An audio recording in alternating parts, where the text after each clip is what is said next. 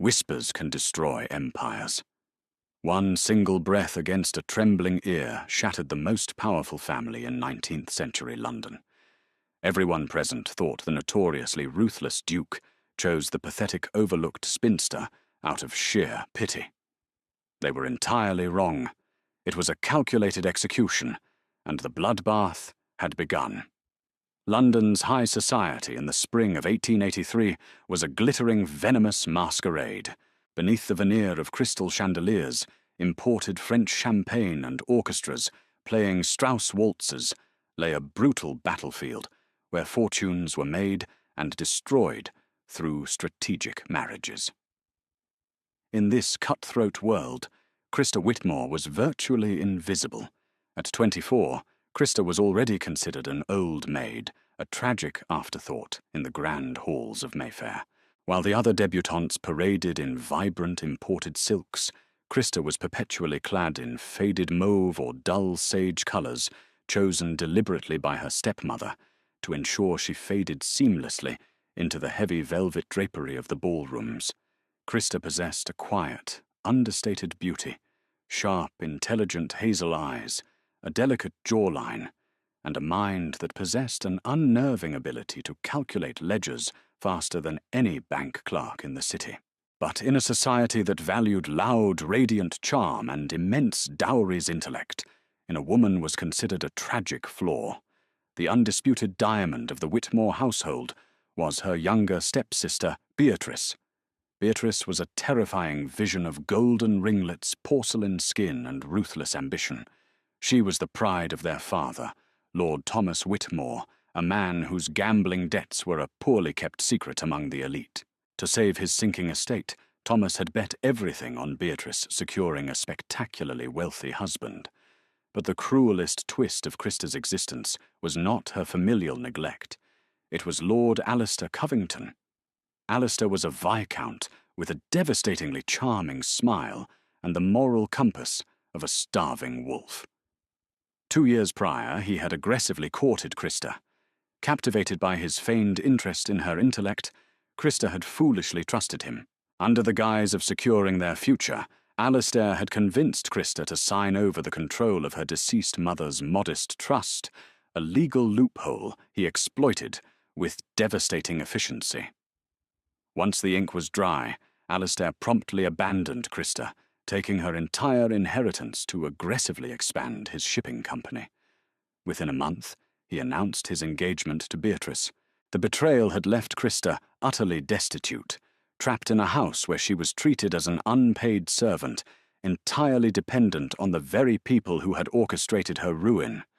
Worse still, she had recently discovered her father's ultimate plan to marry her off to Lord Gillingham, a vile, twice-widowed sexagenarian with a reputation for intense cruelty, simply to wipe out a specific gambling debt. Christa's time was running out.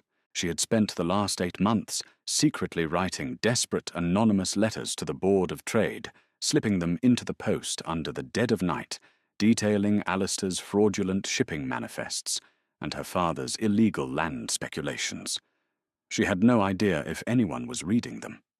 Then came the night of the midsummer ball at the Wells estate. The host of the evening was Abram Wells, the Duke of Westford. Abram was a terrifying figure in London society. Unlike the idle lords who inherited their wealth and drank it away, Abram had spent a decade in the brutal industrial north, multiplying his aristocratic inheritance tenfold through ironworks, railways, and ruthless corporate acquisitions. He was 30 years old, fiercely intelligent, and possessed a cold, impenetrable demeanour that had earned him the moniker the Iron Duke. He did not dance. He did not court. He attended balls merely to observe the desperate aristocracy who owed him vast sums of money. Tall with sharp aristocratic features and eyes as dark and unforgiving as a winter sea, his mere presence was enough to lower the temperature in a room. The Whitmore carriage arrived at the Wells estate just past 9 o'clock. Christa sat, wedged in the corner, her dull grey-blue gown stiff and suffocating. Across from her, Beatrice was a vision in spun gold and ivory lace, adjusting her pearl choker, while Alistair murmured dark, flattering promises against her neck. "Do try not to slouch tonight, Christa." Beatrice sneered, her blue eyes flashing with malice as the carriage rolled to a halt. "Lord Gillingham will be in attendance. Father says he prefers women with good posture. It makes them look less like the pathetic creatures they are." "Leave her be, my love," Alistair chuckled, offering Beatrice his arm as the footman opened the door. He threw Christa a mocking, triumphant glance. Christa knows her place. Wallflowers exist to make the roses look more vibrant. Christa swallowed the bile rising in her throat, keeping her gaze firmly fixed on her gloved hands. She stepped out of the carriage into the cool evening air, her heart pounding a frantic rhythm against her ribs. Tonight was her deadline. If her anonymous letters had failed to trigger an investigation, she would be formally betrothed to Gillingham by morning. The ballroom was a staggering display of wealth. 10,000 wax candles illuminated the vast hall, catching the light of diamonds and the polished marble floors. Christa immediately executed her usual strategy, navigating the perimeter of the room and finding a secluded alcove behind a massive arrangement of white lilies. From this vantage point, she could observe the entire room without being subjected to the pitying or scornful glares of the elite. At precisely 10 o'clock, the massive double doors at the top of the grand staircase opened, and the orchestra abruptly ceased playing. A collective gasp swept through the ballroom, followed by a suffocating silence. Abram Wells stood at the landing. He wore immaculate black evening attire, utterly devoid of the flamboyant ribbons and medals favoured by his peers. His posture was rigid, his expression an unreadable mask of absolute authority. He descended the stairs with slow, deliberate steps, akin to a predator entering an enclosure of completely helpless prey. Every ambitious mother in the room tightened their grip on their daughter's arms. Lord Thomas Whitmore aggressively shoved Beatrice forward, ignoring the fact that she was already engaged to Alistair. A duke vastly outranked a viscount, and Thomas's greed knew no bounds. Alistair, realizing the threat, stood rigidly beside his fiancée, his charming smile faltering into a tense grimace. Abram reached the floor. The crowd parted before him like water. He did not look at the simpering debutantes. He did not acknowledge the desperate nods of the lords whose mortgages he held.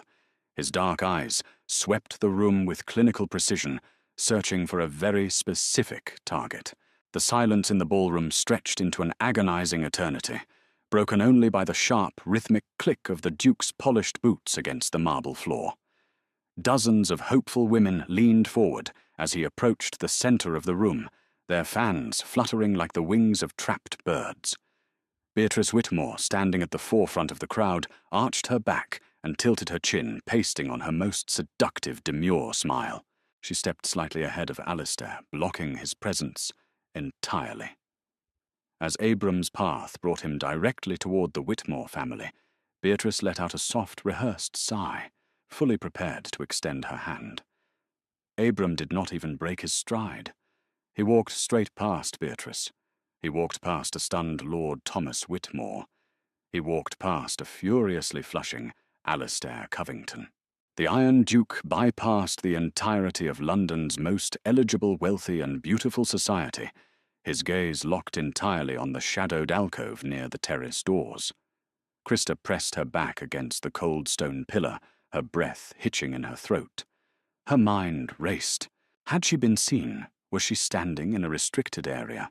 She instinctively tried to shrink further behind the heavy velvet curtains, completely oblivious to the fact that every single eye in the vast ballroom was now tracking the Duke's inexplicable trajectory. Abram stopped inches away from the alcove. The heavy scent of the white lilies seemed to amplify the stifling tension in the air. For the first time in his life, the Duke of Westford looked down at a woman not with cold indifference, but with an intense, burning recognition. "Miss Christa Whitmore," Abram said. His voice was a deep, resonant baritone that carried flawlessly across the dead, silent room. Christa's heart stopped. The entire ballroom let out a collective synchronized gasp. Behind Abram, Krista could see Beatrice's face contort into a mask of pure, unadulterated shock and fury. Alistair looked as though he had been physically struck. "Your Grace," Krista managed to whisper, her knees trembling so violently she feared she might collapse. She executed a clumsy, desperate curtsy, her mind scrambling for logic. Abram did not step back to give her space. Instead, he closed the distance between them, stripping away any pretense of polite society distance. Slowly, deliberately, he stripped the white silk glove from his right hand. He extended his bare hand toward her. "You will dance this waltz with me," he commanded. It was not a request. Krista stared at his outstretched hand as if it were a loaded pistol. To accept a bare-handed dance from a duke was an act of profound intimacy, a public decrestation that would instantly ignite the most explosive scandal of the decade. But looking into his dark, storm-filled eyes, Krista realized she had no choice. She slowly placed her small gloved hand into his. His grip was warm, solid, and incredibly strong. Abram pulled her smoothly from the shadows and guided her to the exact center of the ballroom. The orchestra, terrified by the Duke's silent glare, frantically struck up a sweeping Viennese waltz. As they began to move, Krista felt the crushing weight of 500 pairs of eyes bearing down on them. She felt utterly exposed in her faded, unflattering gown, contrasting sharply against Abram's towering, immaculate presence. Yet Abram danced with terrifying grace, his hand resting firmly on her waist, steering her with absolute precision. "You are shaking, Miss Whitmore," Abram noted softly, his face hovering mere inches from hers. "You have made me a spectacle, Your Grace." Krista replied, a sudden, desperate surge of bravery cutting through her panic. "Tomorrow I will be torn apart by every gossip in Mayfair. Why are you doing this?" Abram's eyes darkened, a dangerous, predatory glint flashing in the depths of his irises. The music swelled, and he pulled her impossibly close, crossing the boundaries of aristocratic propriety. He leaned his head down the side of his face, brushing against her hair. His lips hovered a fraction of an inch from her ear. The ballroom attendees stretched their necks desperately, trying to read his lips, entirely unaware that the words he was about to speak were about to detonate their entire world. "Because my brilliant little accountant," Abram whispered, his breath hot against her skin, sending a violent shiver down her spine. "I have spent the last 8 months reading your exceptional letters, and I never ignore a lucrative investment." Krista stiffened in his arms. The blood drained completely from her face. He knew. He was the anonymous investigator. The Board of Trade had handed her letters directly to the Iron Duke. Abram's grip on her waist tightened, holding her steady as shock threatened to buckle her legs. He continued, whispering his voice, a lethal silken blade designed only for her ears. "Do not look at them, Krista. Keep your eyes on me," he commanded softly. "As of 10 minutes ago, my men boarded Alistair Covington's ships at the docks. They are currently seizing smuggled cargo that will see him imprisoned for treason by morning. Furthermore, I have quietly purchased every single one of your father's gambling debts. He is completely bankrupt." Krista gasped, her hand clutching his broad shoulder as the waltz spun them around. "But that is not the best part," Abram murmured, a dark, terrifying smile, finally curving his lips.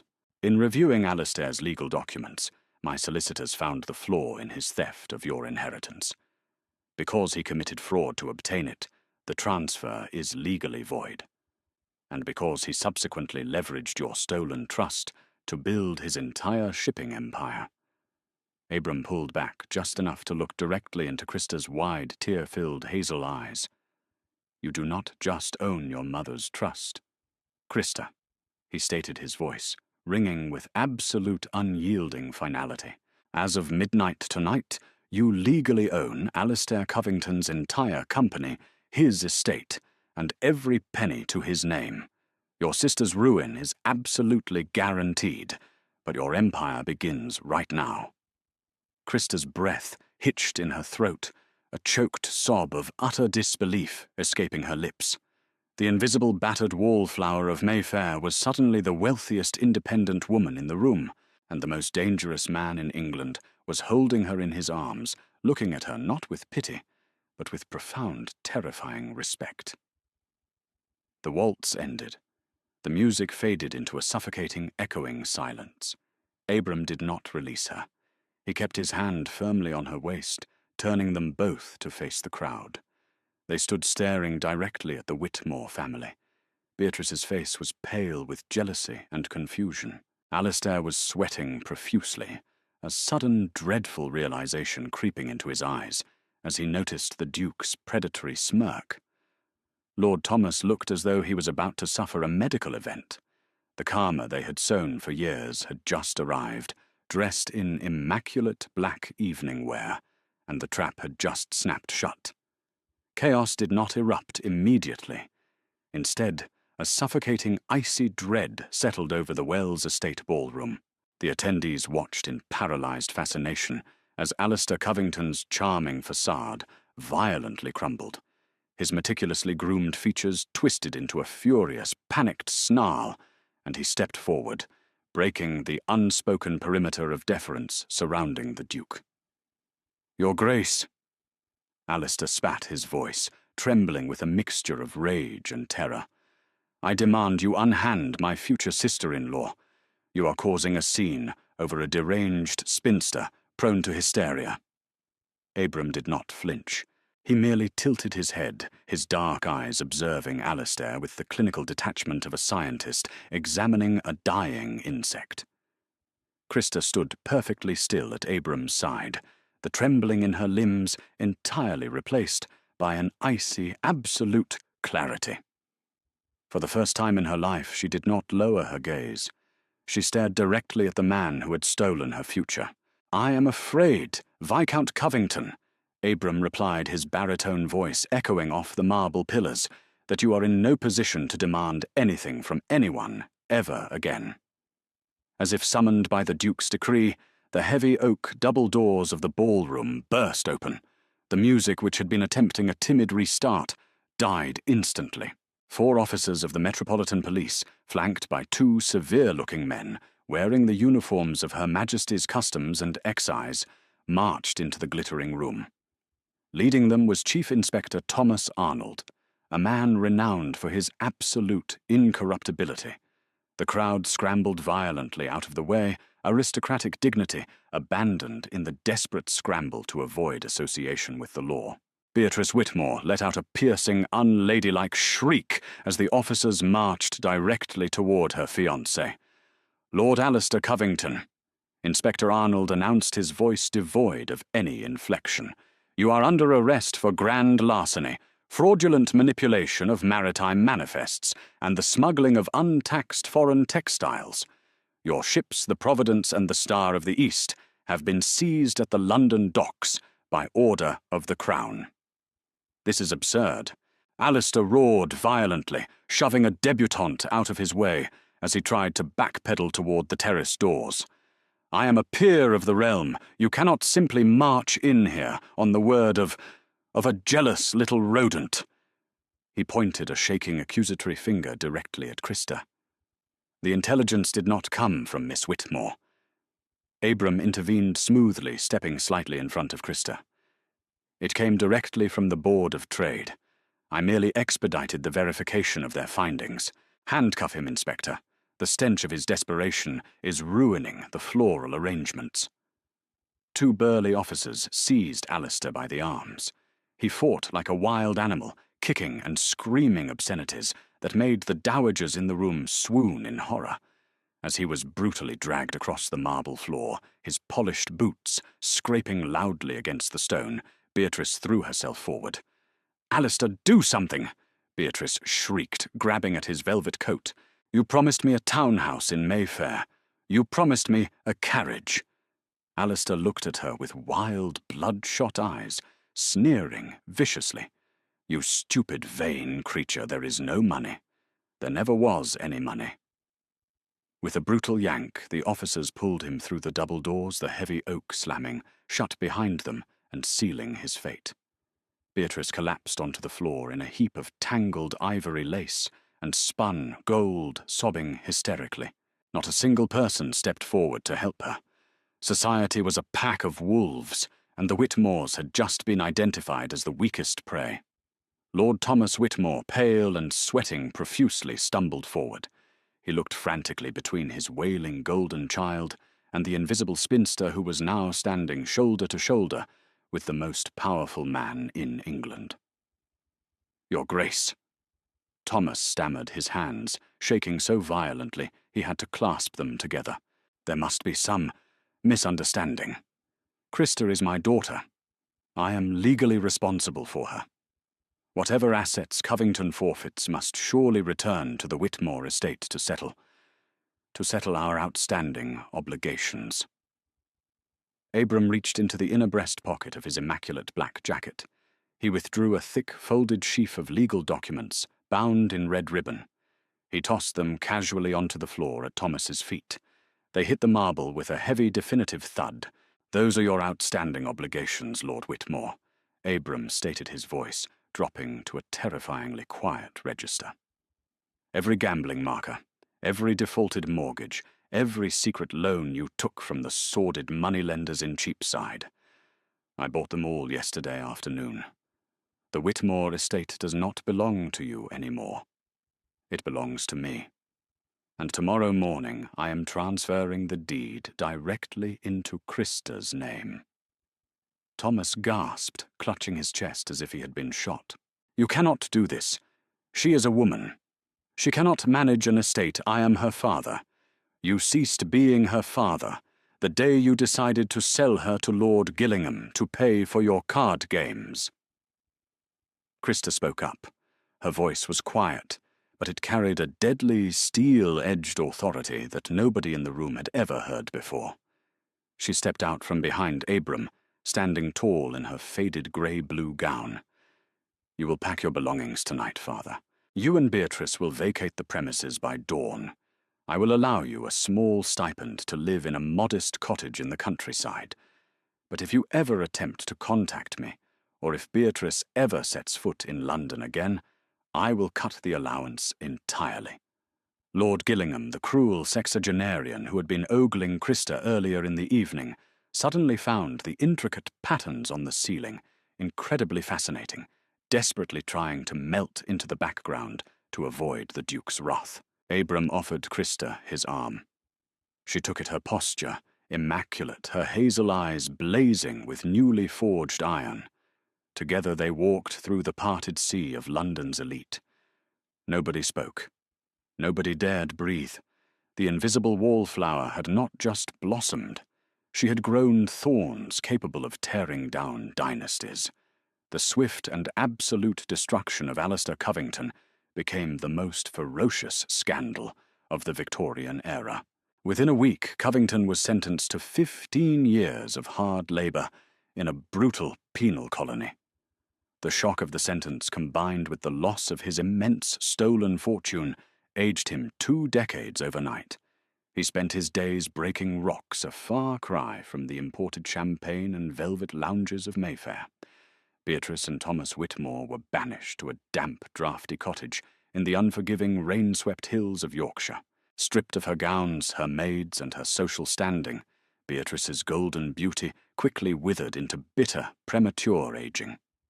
She spent her days aggressively scrubbing floors and screaming at her father, who slowly lost his mind, recounting phantom hands of cards he could no longer afford to play. The karma they had engineered for Christa had boomeranged with devastating precision.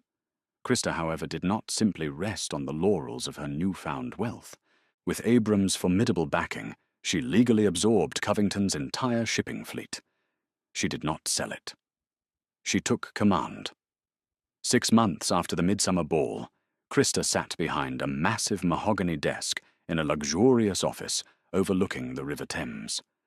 Her faded mauve gowns were replaced by sharply tailored, dark emerald business attire.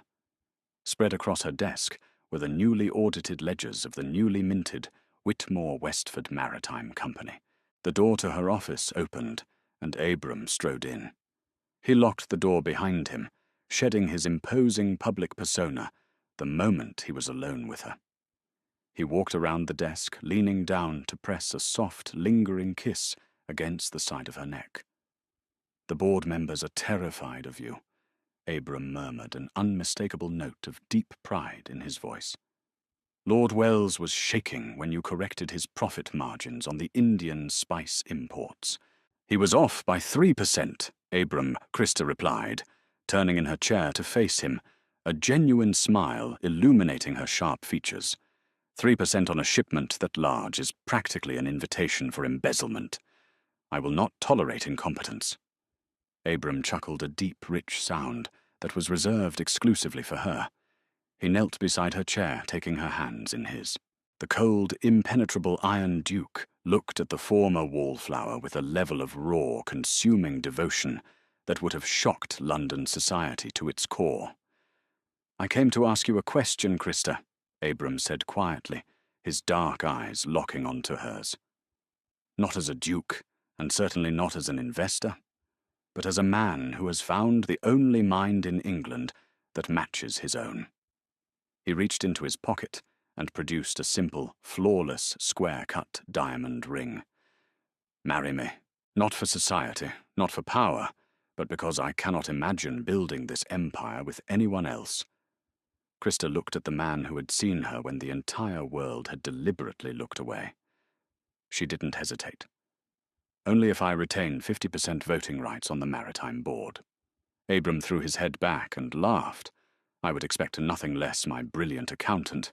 While the romanticized tale of the Duke and the Wallflower circulated as whispered legend in ballrooms for decades, the brutal factual reality of their vengeance was buried in private ledgers. The dramatic events of that night, and the subsequent hostile takeover mirror a heavily guarded true historical secret found deep within the private archives of the British maritime elite. According to private correspondences, uncovered decades later by historians studying the ruthless Victorian shipping monopolies, Krista's story closely parallels the hidden, real-life manoeuvres of Lady Mary Sophia Palmer. Lady Mary was a brilliantly minded, often overlooked aristocratic woman who secretly orchestrated the financial ruin of several corrupt maritime barons in the late 1880s. Working in the shadows, she anonymously fed devastating financial intelligence to real-life industrial titans and politicians, most notably communicating directly with Samuel Plimsoll, the famous social reformer and politician who violently crusaded against coffin ships and corrupt shipowners.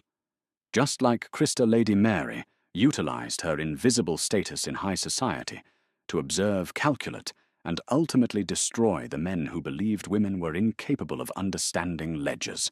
Through brutal financial maneuvering, she quietly absorbed the assets of ruined men, merging them with powerful industrial figures to create shipping conglomerates that rivaled the formidable White Star Line. The real-life counterparts of Alistair Covington were quietly imprisoned or exiled under the guise of sudden illness, their empires liquidated and swallowed whole by a woman society deemed entirely irrelevant. Krista and Abram's marriage became a legendary partnership of equals. They ruled London not through social graces, but through terrifying, uncompromising industrial power. They built orphanages, reformed maritime labor laws, heavily inspired by Plimsoll's real-world initiatives, and ensured that no woman in their sphere of influence would ever be stripped of her financial autonomy again. The Invisible Girl had not just survived the vicious snare of aristocratic society. She had systematically purchased the trap, dismantled it, and used the iron to forge a crown. If you loved this story of brutal vengeance, brilliant minds, and historical karma, don't keep it a secret. Hit that like button, share this video with fellow fans of historical romance, and subscribe to the channel for more incredible drama-filled stories where the underdogs finally get the justice they deserve. Ring the notification bell so you never miss an upload. Let me know in the comments below, What would you have done to Alistair? See you next time.